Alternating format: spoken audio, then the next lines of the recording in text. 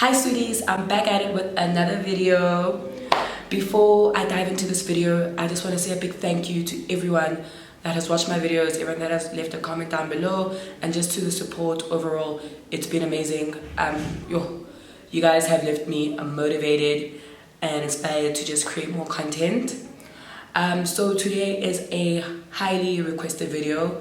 It is a Q&A on the entertainment industry, clubbing, nightlife, events, promoting, hosting, and yeah, that's the gist of it. So let's get straight into it. So I was on Instagram and I asked you guys to leave me some questions, and I literally got like just over 100 questions, but a lot of them are repeated questions.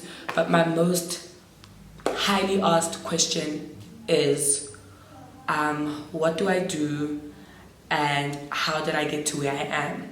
So my career has changed quite a bit, in the past couple of months, but let me just backtrack, because obviously a lot of you guys know me from the nightlife and nightclub space.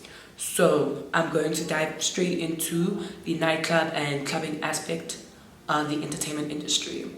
So basically, when I started out as a social media promoter for Liberosis. Liberosis was Shama and Jabo's event, and then they put me on.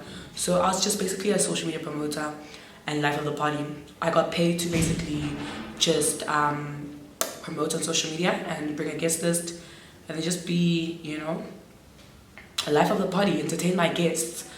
Then a couple of months into that, I obviously got promoted into becoming a host. So how I started hosting was very, very, it wasn't random, but it was like a spur of the moment kind of vibe, because my birthday was coming up, right? And Shama's like, why don't you host? And I'm like, nigga, host what? Who am I? At the time, I was just little old Marz, who am I to, be hosting a whole event? He's like, nah, I believe you can do it. And I was like, I don't. So Shama basically put a flyer, said it's Marz's birthday celebration, event is hosted by her. I was a bit nervous because a lot of my friends at the time were studying in Cape Town, they were all at UCT, so I'm like, guys, who's going to come? So cool, just promoting the event like I usually promote. And then the day of the event, guys, it was amazing. The day of, guests' names were just coming in, names were just coming in, and it was a success, guys. So I think it just had a lot to do with the fact that I think I'm very good with people, and I know how to host people. So by hosting, I mean I make sure you're taken care of. If I personally invite you out, I'll make sure that you've got a drink, you're okay, just check on you, dance with you, anything you need, I will help you out. You need a waitress, I'll go get your waitress for you. To mess on your table, I'll clean up your table, So basically, when I started, right, let me just backtrack a bit. When I started as a social media promoter, right, I can't remember how many followers I had, but I didn't have that many, but I was relatively popular because one thing about me, I like things and I will go out.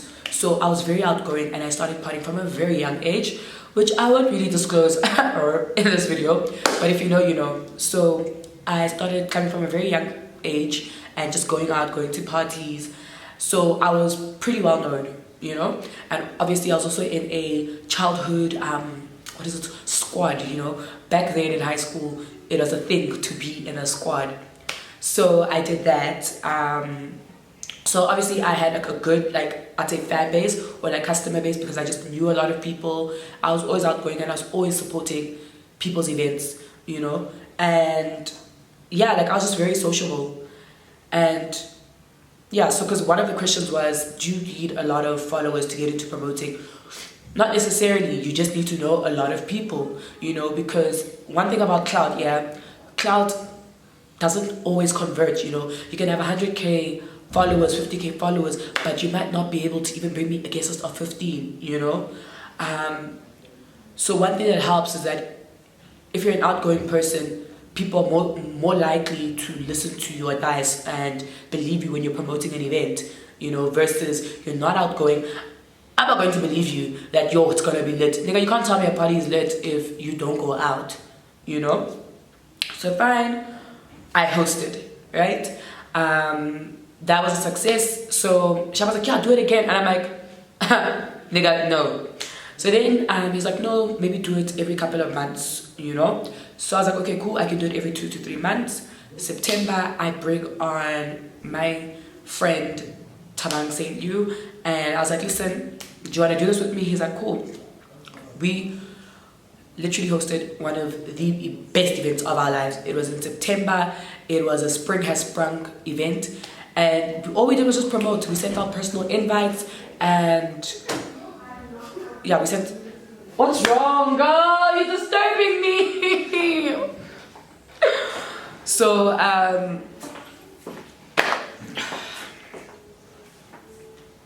you done? Shout out to my niggas on the west side. Shout out to my niggas on the east side. Shout out to my niggas on the west side. East side. Peace, y'all. Thank you. Love and light. Thank you. Love and light. Thank you. That's why I'm looking for my seat. I didn't know my seat. Sorry. So before I was rudely interrupted. So basically we sent out a lot of personal invites. We invited our friends who also invited their friends. And it was a party, it was a jam, you know, like it was just like, it was great, you know. And I think when it comes to working in a club, right, it's either you like it or you don't. Like, if you don't like it, you're not going to last in the club. You really will not last. Like, you won't last. Like, you need to have a passion for this because it's very tiring. I mean, you have to wake up every week and you have to be happy. You may have problems at home, but when you get to the club, you don't have problems. You mustn't. You can't have problems, you know. So you need to be able to tackle everything head on. You need to be able to put on a smile when you get to the club and host people. So yeah, those are just one of the challenges of working in the club. And then obviously and then I became an independent promoter, an independent contracted promoter. So basically what that means is that I was given a night at the club and I had to curate the event, book the lineups, and incur all the costs, you know, of the event, you know, just curate everything from start to end. So that was a lot of hard work, you know, and I was just basically managing my event. So I had a team that I hired that would promote my event and everything, and I had partners which I worked with. I worked with Tabang, I worked with Kuhle, I worked with Ora, I worked with Avuzi, I worked with a couple of people, so I was never really doing it alone. They would help me with like just the promoting, the booking, the event concept and all of that. So we did quite a bit in that aspect. I did that up until 2019. And then in 2019, the place where I was working, Cocoon Lounge, closed. So I was offered a position at Taboo. So I was there at Taboo for quite a bit. And then once I settled in, I got offered the position of marketing manager for Taboo. First time a black woman, like who would have thought a black foreign woman would be the marketing manager of one of the leading nightclubs, if not the leading nightclub in Africa. But yeah, anyways, that was just a little bit of a flex, you know. So I did that. I announced that last year, and then obviously COVID hit, which was a bit hectic. But yeah, last year I also assisted in launching one of the Taboo Group nightclubs, which was BOA, which is BOA. Basically, we handled just the PR and the marketing and everything that goes behind launching a space. You know, I did that. So over the past couple of years, I've just dabbled in quite a bit of everything. So when I got into the club, it was mainly because I wanted to make money. Like I wanted to make like extra rag. It was never a thing of, oh, I want to work in the club. Like I never imagined myself there, like working in the club ever, because I was growing up, I was an academic, and everyone at home, and even I thought I was just going to take the academic route, you know, and go get a corporate job and all of that.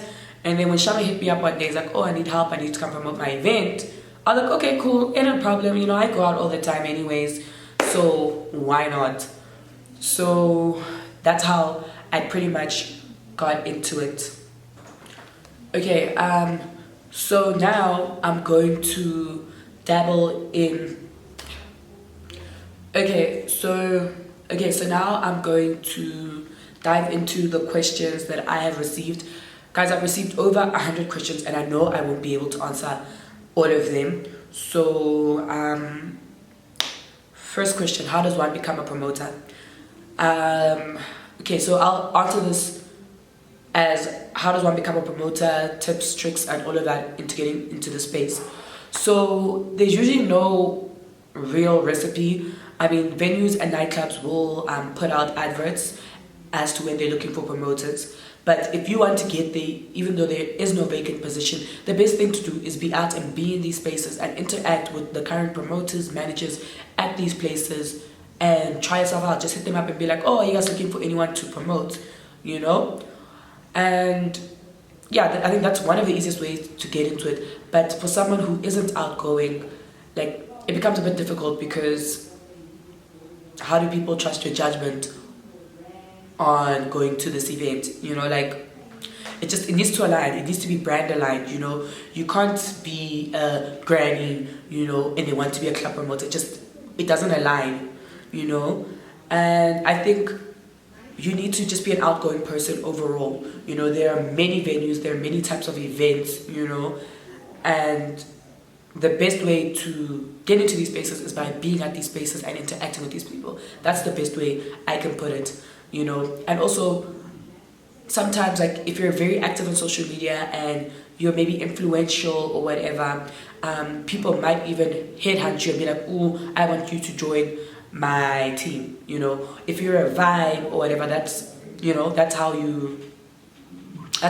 look for people. For instance, with Uncle Vuzi, he literally came to the club and I was like, this guy's such a vibe. After that, like, I forgot his name. On Twitter, I was like, guys, who's this guy? I posted a picture of him. I'm like, who's this guy? People tagged him. I'm like, listen, I need you to come and work for me.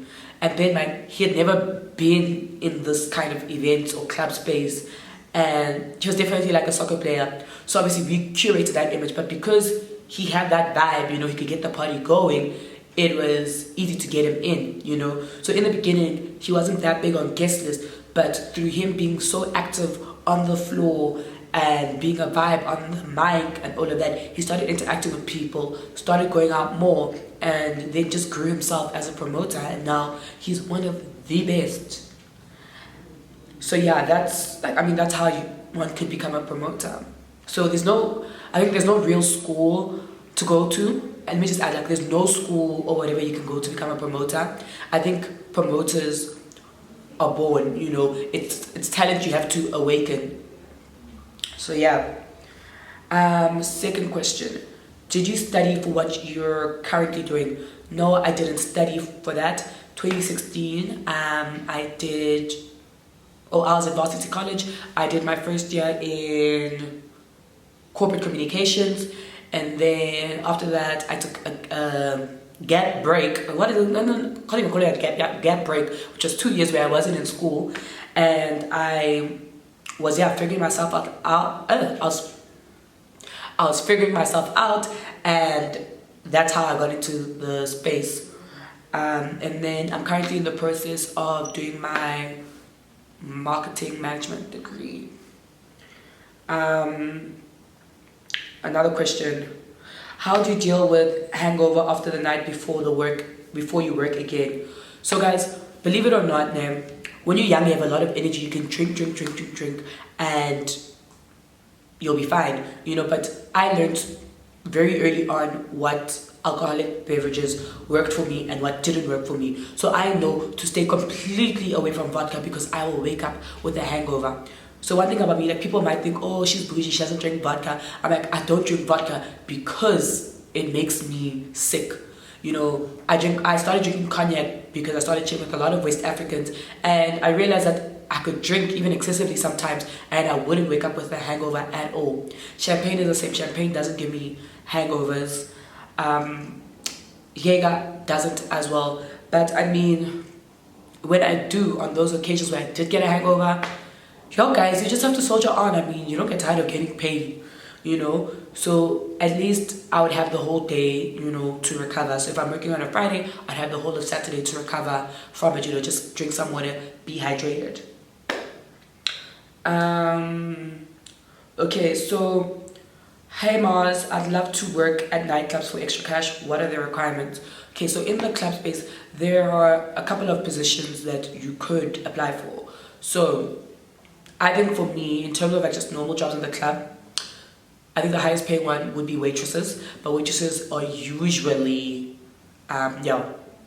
waitresses, females, women, and then you can be a bartender, you can be a bottle girl, or a sparkler girl, some may call it a sparkler girl, you can be a promoter, you can be a cleaner, you can be a runner, what else can you be? Yeah, those are the positions. And then obviously there are the more formal jobs, which are your managing jobs. You can even be a floor manager, you can do a lot, but obviously it takes time to build up to management level. But first thing, in order to get a job at the club, just look out for the vacancies they post. Most clubs have auditions when it comes to hostesses and bartenders, all of that kind of stuff. There's there's auditions, there's interviews and all of that. Look out for that. Otherwise, maybe pop by, hand your CV over and just ask around. I think that's the easiest way, and maybe use the connections you have, But when it comes to the nightlife space, nepotism isn't really a thing, because it's either you can do your job or you can't, Like, it's either you bring a guest list or you don't. So when it comes to that, they can put you on, but if you can't do the job, then you're out. Okay, let me look for another question. Okay, is it safe for women? Do you not get sexually harassed? Why did you decide clubs, and what do you do, fam? Okay, so I won't lie. I was privileged, to work with people I knew, and men that respected me and understood my goals. The people I started out with are the people I'm still friends with now, the people who I look to for guidance. So I was the youngest as well, and for me, they saw me as their little sister. So I didn't go through half the things maybe other women may have gone. My clubbing experience was very pleasant. It was extremely pleasant. I barely ever had any issues, I had good relationships with the bouncers and with everyone that worked in the space. So everyone just looked out for me. When working in the club, you genuinely just have to be a good person and a kind person, because you don't know what the next person can do for you, So women do get harassed, guys. Men ain't shit. Women do get harassed in the club, but mine wasn't so bad. I mean, I did deal with being over-sexualized, which sometimes was annoying because it made it a bit difficult for me to do my job. And also just power dynamics and all of that. Men didn't want to speak to the woman. And I'm like, oh no, like they'll see me and they'd be like, oh, please call Flonnie, or please call Jabo. I'm like, nigga, no, I'm the person you speak to. So there's that, they just don't take you seriously. They just see you as that thing, that woman that's that pretty face, and you're just gonna give him a good time. But why did I choose the club? It happened by accident, I could say. I mean, I started doing it and I liked it. How much do you get paid? That's a bit personal now, but let me tell you, when working in the club, like maybe social media promoting, you can get paid like 500 rand and not for every night you work. It differs. It also depends on the level you're at, and but you can get anything between 500 to 3,000 as a promoter, depending on what deal you have, depending on what their requirements are, because some clubs will maybe pay you for every person you bring in through their doors, So there's money to be made in the club, guys. Don't get to the club and events. There's so much money to be made. Do you have to have a lot of followers to host? Yes and no. Because when I started out, I didn't have a lot of followers. I was just a very good host. And the thing is that making an appearance or having no shit at all, being at an event as an influencer isn't the same as being a host. You know, like, oh, you'll sometimes see certain big names there, but like, guys, they don't know how to host. Hosting is you giving life to the party. You know, it's you bringing that element of you, making it fun for everyone, you know. So maybe it could be being on the mic, emceeing, you know, maybe curating the lineup even, you know, with the DJs, going out there, greeting, interacting with people. To me, you're not a host if you're just going to arrive, sit down and just drink with your friends and that's it. You don't interact. And what is the point? People are there to see you, you know. People are out there to see you. So how do you call yourself a host if you're not doing that? You know, so basically what my requirements are as a host is I have to bring a vibe and bring a crowd. That's pretty much what you have to do. You know, maybe certain events have different requirements, but that's just the gist of it. You bring a vibe and you bring a crowd. There's so many questions. How did you get to where you are? I'm in Botswana and I look up to you. So I got to where I was through hard work. I had to work 10 times harder or much harder than my male counterparts, you know, to prove a point so people could look beyond just the pretty face and me being a woman. Because I mean, for most, it's still a taboo for women to be working at night, you know, but I had to work so hard to get to where I was, and I was motivated, guys. I knew what my goals were, and that was it. I was in the club to make money. So once I realized that, oh shit, I can make a lot of money from this, I was like, that was my goal. I was fixated on that. I didn't get carried away by the champagne life and living large, chopping. No, I didn't get carried away by that. It was fun and all, but I knew at the end of the day, bills needed to be paid and I wanted to make money. So I did whatever I could to elevate myself and get up there. And for me, I will never fail to acknowledge the people who got me a seat at the table. Those people that person was Shama. Shama got me a seat at the table, you know, and the people who helped me along the way, be it your Jabus, Silevu, Ora, Vuzi, like your legs, Dom, like everyone, you know, stage, they all helped me get to where I was, you know. So I'll never fail to acknowledge, but it was my hard work that kept me my seat at the table. That's all it is, you know. And I think you have to be very strong-willed because it's a very tough environment to work in. It's very hardcore, it's cutthroat, and it's draining, you know. But one thing I can say is that it's just my hard work, determination, and my goals. You know, I saw beyond all the champagne, you know, all the money being spent. I knew what my personal goals were, and that's how I got to where I am today. Like, just grinding, going out to events, meeting new people, you know, supporting other people's events, just interacting, asking when I needed help, asking when I didn't understand, you know, and also just acquainting myself with the big bosses. That's what I did, you know. Another important thing I want to mention is that if you want to be a big story, then you must act like one. You want people to treat you like a big story, act like a big story, you know. It's sort of a fake it till you make it, you know, like, be the big story you claim to be. You know, I told myself, like, I think I got Marz the big story was because I'd host massive events and they always did, like, they did so well, you know, and it was like, yo, I know your big story, and that's where I got the name from. But prior to that, before I had that nickname, I treated myself like a big story. I definitely knew who I was, I knew what I was worth, and I knew what I was capable of. So, next question. How to get into the entertainment industry? Does one need qualifications?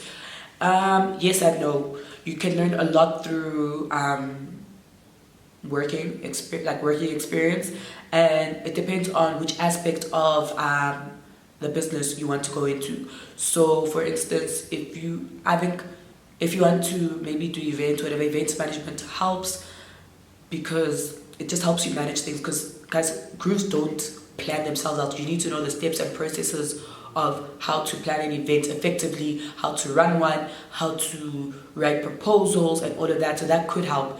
For me, I started from the bottom and worked my way up, so most of my knowledge I've gained through working.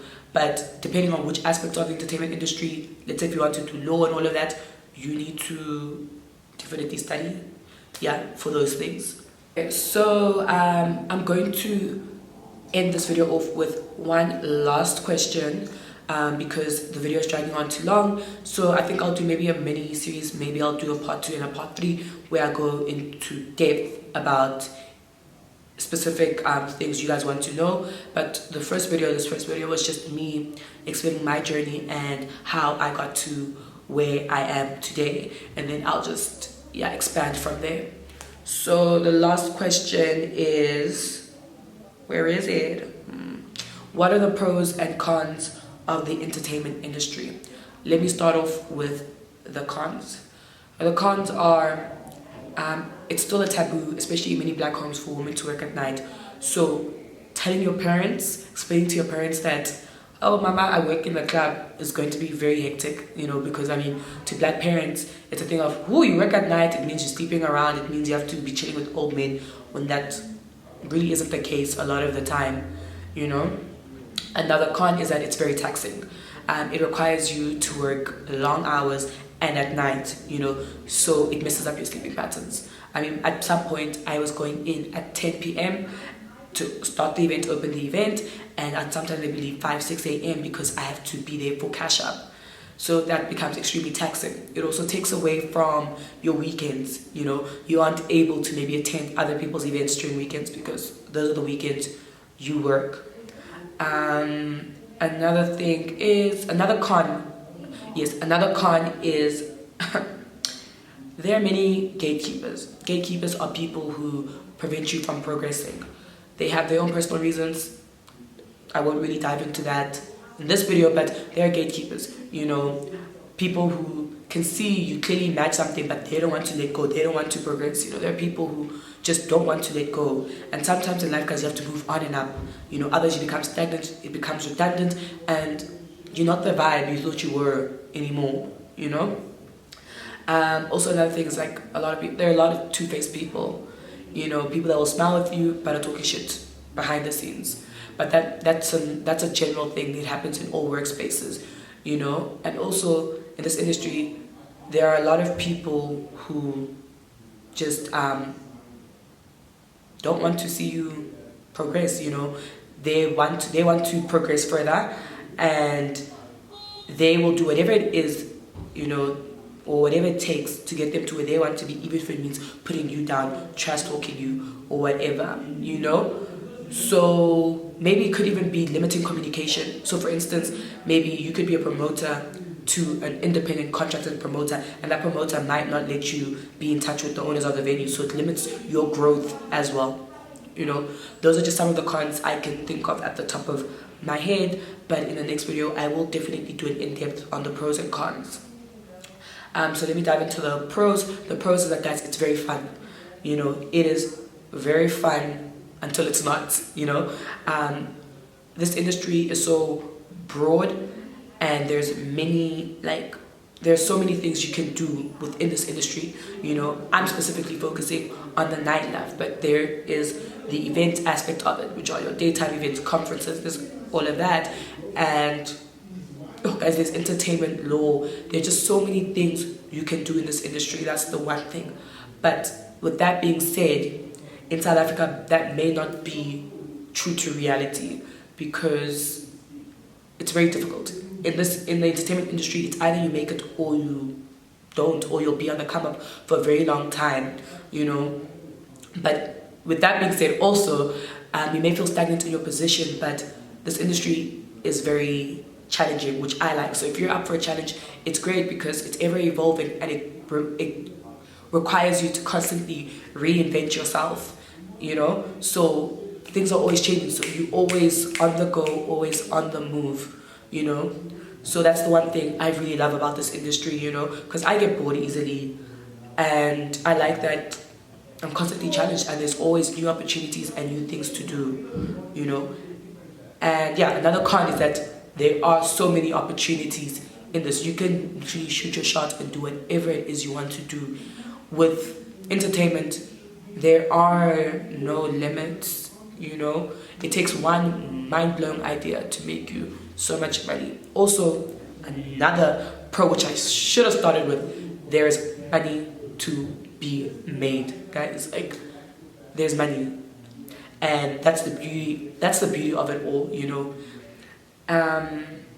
Another pro is that you're just exposed to so many wonderful and amazing people who can open doors for you, who will open doors for you, you know. So guys, in this industry, just treat everyone well, be kind, because you don't know what the next person can do for you. You don't know who that bouncer will introduce you to. That person can change your life, you know. There are endless possibilities in this industry, so don't sleep on it, you know.